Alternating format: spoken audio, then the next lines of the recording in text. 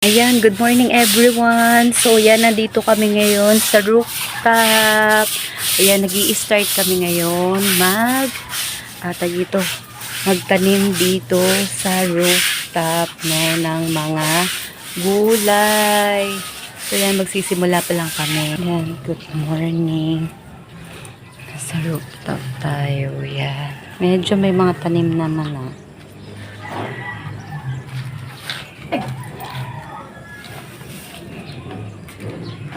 Ayan, ito na nga, inaayos natin yung rooftop. Nakita nyo naman, medyo talaga magulo pa. And then, ito, tuwan-tuwa ako sa net na nabili ko sa Shopee. Ang laki pala niya, ang lawak talaga niya. Sulit din talaga yung binayad ko. And then, yun nga, yung sunlight, hindi siya halos talaga tumatagos. No, ayan, inaayos na namin dahil nga nabanggit ko rin sa mother ko na kasi meron siyang maliit na tindahan sa baba. And then syempre marami na rin mga nagtitinda sa baba na mga katabi niya. Hindi na rin sobrang ganun kabili yung tindahan niya. Sabi ko, sayang yung rooftop. Mas sa mahal ng bilihin ngayon. Pwede natin siyang taniman ng mga halaman, like na mga gulay, ganyan. Ay, ewan ko ba sa sarili ko. Kasi alam mo ba, laging nasa isip ko yung long term, tapos ano mangyayari sa future.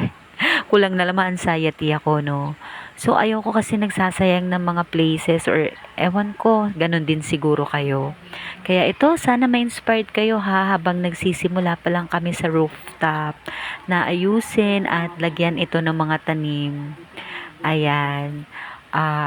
Inuuna muna namin yung mga net para habang mag-aayos kami ng mga paglalagyan ng mga tanim is hindi rin sobrang init sa taas ng house, 'di ba? Ayan, sobrang excited na rin talaga ako. So, last time, namili na rin ako ng mga seeds. Siyempre, dun tayo sa mas nakatipid na seeds. Nagtanong-tanong tayo kung saan mas makakabili ng mga binhi na mas mura.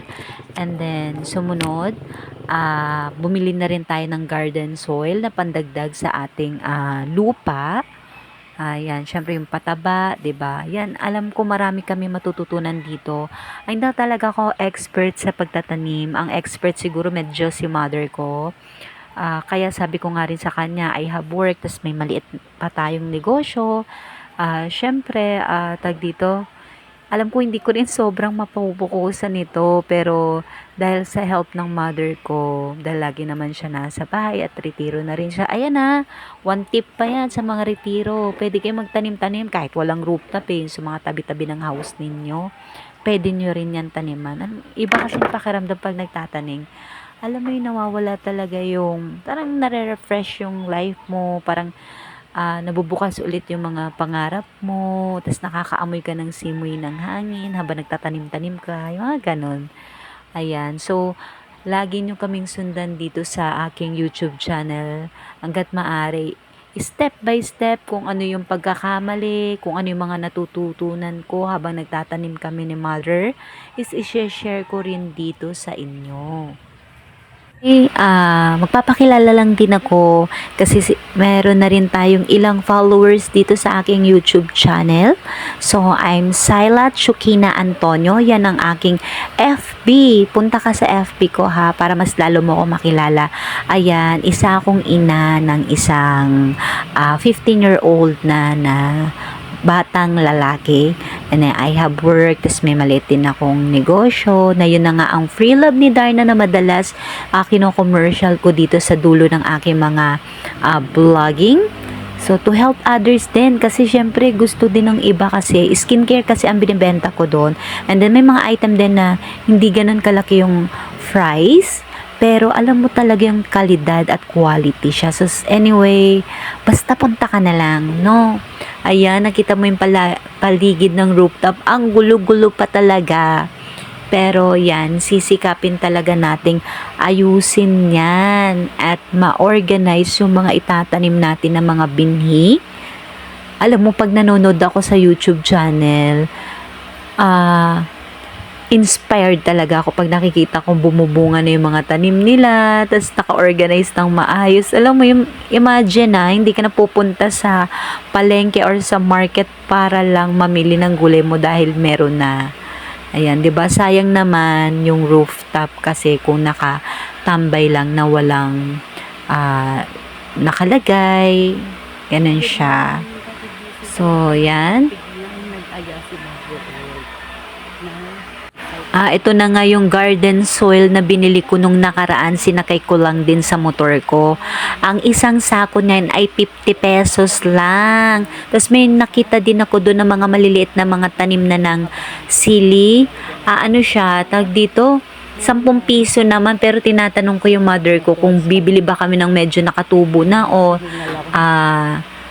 seeds na lang. Pero may mga nabili na rin ako lately na mga seed, 5 piraso na siya. Meron siyang tag dito. Ayun, meron siyang upo, may talong, may okra, tas meron ding pechay, tas meron nga din sanang broccoli, pero I don't know how talaga para siya ay mag-grow. Pero pag yun pag mas expert ka sa akin, help mo din ako para mas marami din tayong i-help pa.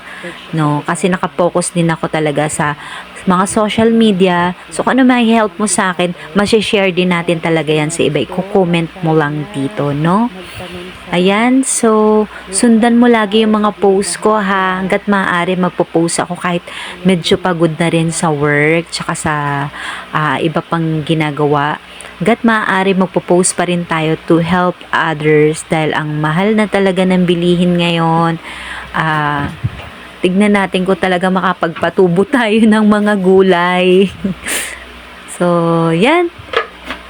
Abangan mo lahat ng post ko. Step by step yan, Ito na nga, ang dami nagtatanong. Sobrang busy ko daw pero yung skin natin not damaged, no? Glow and fresh pa rin. Basta pumunta ka lang sa Free Love ni Darna. Andun yung sikretong skincare na ginagamit ko.